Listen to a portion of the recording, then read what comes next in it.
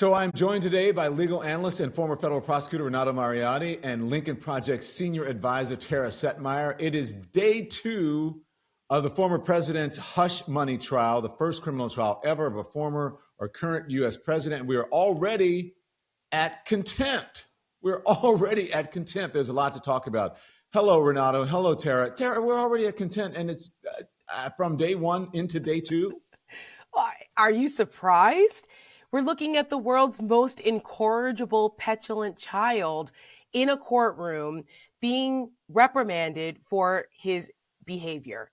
He's never, since the time he was a child, ever been actually disciplined and told, stop this, you have to follow these rules, and not been in control. That's why they sent him to military school. So I'm not surprised that Donald Trump hasn't been able to control himself or that he's been able to follow the rules like regular human beings, because his entire privileged life, he's never had to follow the rules and never really paid a price for it. And now we're finally starting to see the rubber meet the road where he's in a courtroom, does not have control. The judge is in control. And if he continues to behave this way and continue to violate the gag order and other things, Renato, I hope that he is finally held accountable for it, because all of us would be in jail.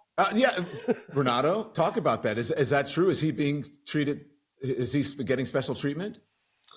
So that's a complicated question, because I agree with Tara that he does not see the same consequences that the rest of us do. And he sees himself differently here. In other words, like most of my clients, if they're in a criminal proceeding and they're facing a criminal trial, they know that judge will sentence them if they lose. They know that their life is on the line.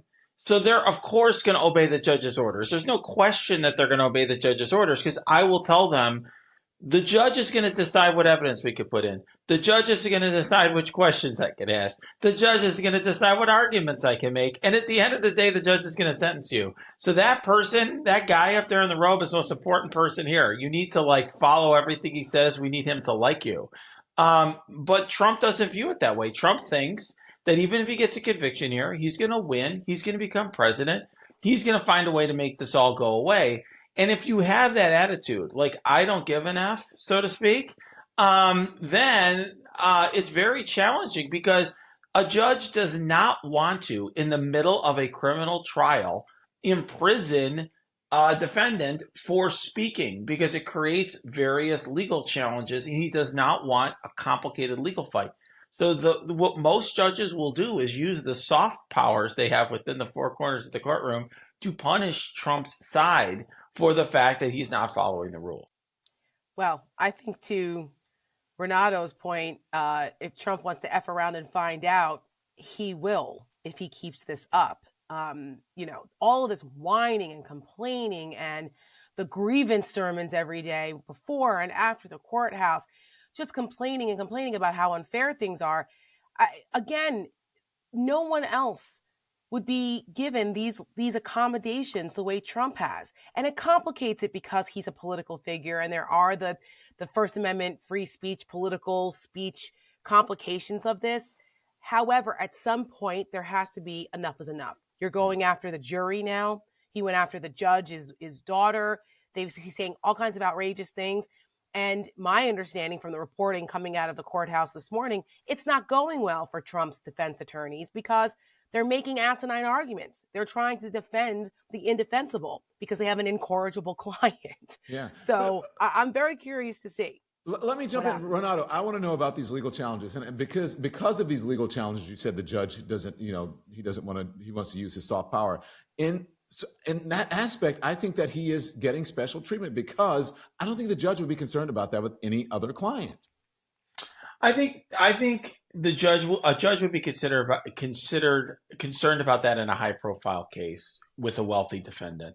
And this is where, I want to be very real here. I do think that those factors do impact the level of treatment, and I would say the level of defense that someone receives in the criminal justice system. I want to be very real about that. But I think the judge here, let's just say this was Elon Musk, not Donald Trump, okay? I'll give you another example. supposedly the richest person on earth, someone you know well, Don, I've interviewed.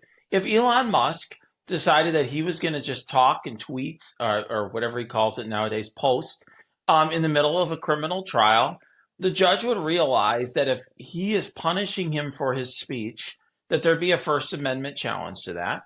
Second of all, unlike conduct that occurs within the four corners of the courtroom, this is something occurring outside the courtroom. And so it's not the sort of thing that usually is the subject of a contempt order. Okay, it's usually yes, you can have a gag order, but essentially he's basically violating the gag order. Not really. It's not the sort of thing where he's Renato, you know what this sounds like to me?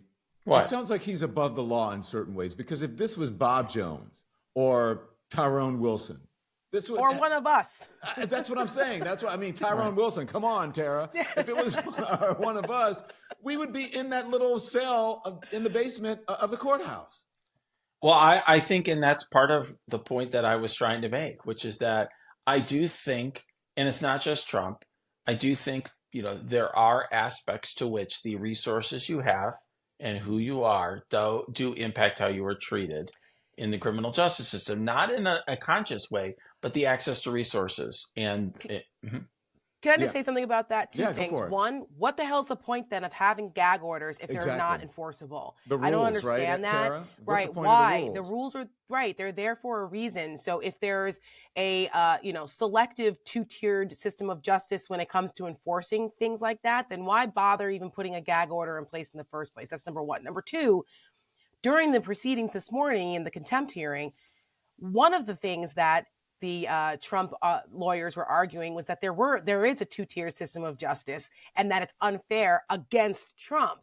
And Judge Marchand did not take too kindly to that. He was not happy about that suggestion because that was implicating and impugning his integrity as a judge. So I would say, and Renato, you would know this, I'm not the lawyer you are, but I can't imagine that this is a good way to start off a criminal trial for your client. Yeah. No, it's awful. Insulting the judge. It's awful. I mean, here's the thing that's crazy is that let's just say Trump was teleported to the moon. Okay, he wasn't actually on Earth and he didn't have any impact on this trial. His attorneys actually have a shot here. Okay, they really do. This is not. The prosecution is favored, but it's not a slam dunk case. Right. And yet he's doing everything possible to make it so that the judge is going to try every sort of way possible to penalize him for his behavior. It's actually very, very foolish. It's like working the ref. It's basically trying to piss off the refs right before an NBA Finals game. Using that whole thing as they're saying, I'm being treated differently. They're trying to gag me. They're trying to censor me. They're trying to silence my voice. You think that's a strategy, or is it just his immature, privileged behavior, so to speak, entitled behavior? I think it's both. I think there's a certain aspect of this that's pathological for him. He can't help himself. Mary Trump has said this in the past about his behavior, and even Michael Cohen and people who have been around him the closest, they will tell you that he cannot control himself, that he is impulsive, and that's part of his personality disorders, part of that malignant narcissism that George Conway always talks about. I also think that there is a strategy here, obviously, because he knows that he's raised more money. He's gotten up in the polls with his people. If he goes this route claiming he's the victim, because then he transports himself into them, right? See, I'm the only one standing between you and them, the big them, used to be the man, well, whatever, the deep state or whatever the hell Trump thinks it is now, that is oppressing the MAGA people. They all feel grievances. They're grievance mongers. And so he feeds into that by playing the victim all the time, which to me is so counterintuitive. You're supposed to be this big, strong guy, this tough guy, right? But you constantly bitch and whine and complain about everything all the time. I don't understand. And calls other people snowflakes. He's the biggest snowflake of them all. The biggest snowflake, the biggest, and the MAGA folks are the biggest identity politics group unbelievable ever.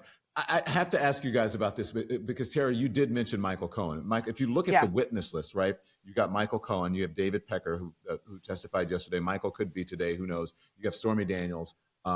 You've got Karen McDougal, Hope Hicks, And I mean, all of these people are going to come. And I think that, look, the testimony is going to be damning. This all recently stemmed from him. I mean, just yesterday, I should say, it didn't stem from this. This is other witnesses that he sort of impugned, and the judge and the judge's family. But he referred to Michael Cohen as a liar multiple times outside of the courtroom on Monday. I don't see this behavior stopping, and I don't know, if what Renato says is right. I don't see there's any other possibility or any other form that could stop him, Renato, from doing what he's doing than jailing him. I really don't. I hear you. I don't think it's going to happen. It's a prediction for you. I mean, look, there are a lot of, if you want somebody to tell you that, oh, yes, he's going to be thrown into prison tomorrow, that's fine. No. Someone could say that.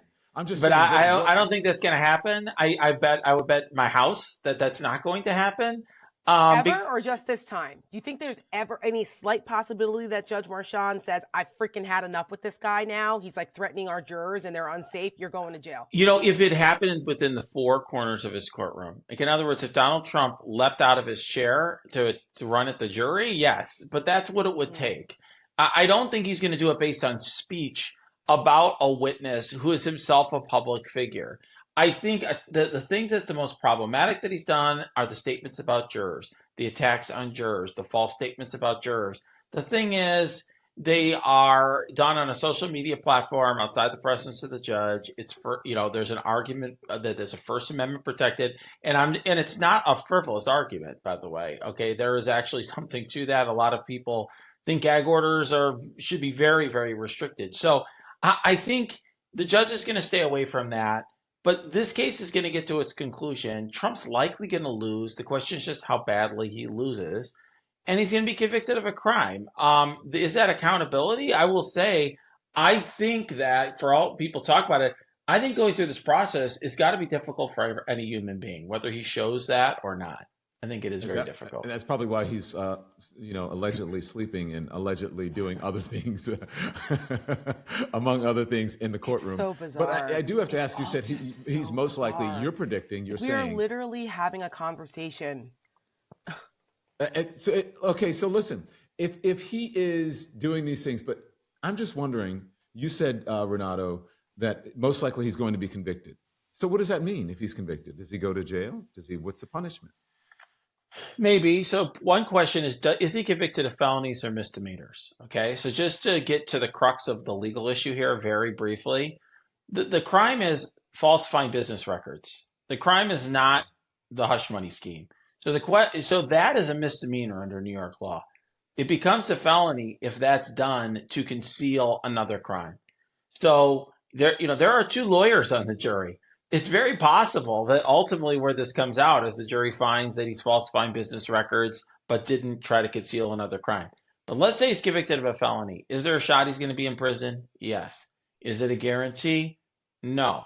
But I think that's a realistic possibility. The prosecution's going to ask for it, but it's not going to happen immediately. Sentencing is not like one day after trial. It's usually weeks, months, in some cases years after trial. It's just the reality. Oh my gosh.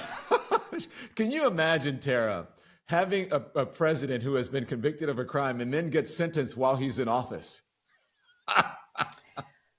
No, all of this, it's just, like I was saying before, it's just bizarre and it's sad. And again, I always go back to this. It speaks to us as a society that we're even putting up with this, that there are enough people who are just like, whatever, we don't care. We still like him because of, X, Y, and Z. He fights for us and he's going to, I don't know, be tough with our enemies or whatever they claim. I just think that we need to, and we talked about this last time, Don, I worry about the O.J. Simpson sensationalization of this trial where people don't fully respect the seriousness of it, even though out of all of the cases, this is not as serious for me as the documents, the national security issue or the election interference with the January 6th scheme to, fake electors and all of that.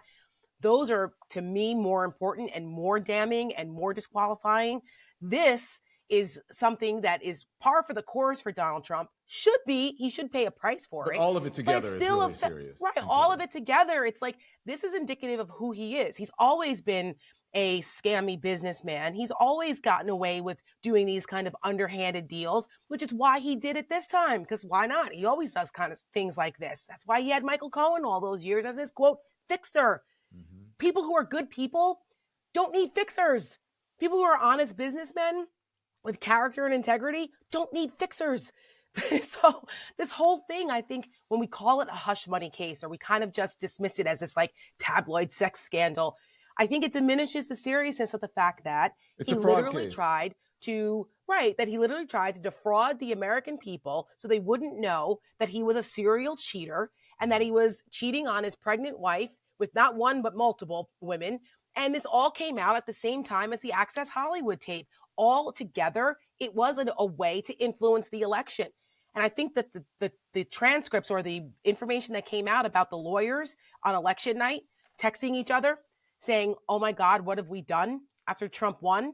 I think it's pretty telling, because they knew that this could have swung the election the other way.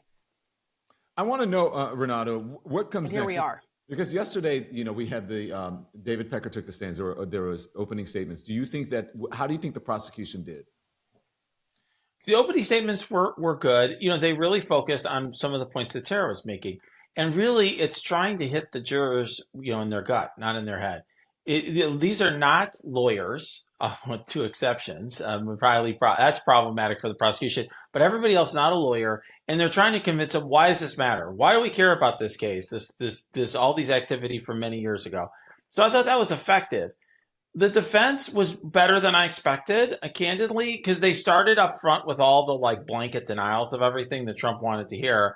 But then the attorney actually got to some of the legal issues that I think could potentially get him at least a partial victory.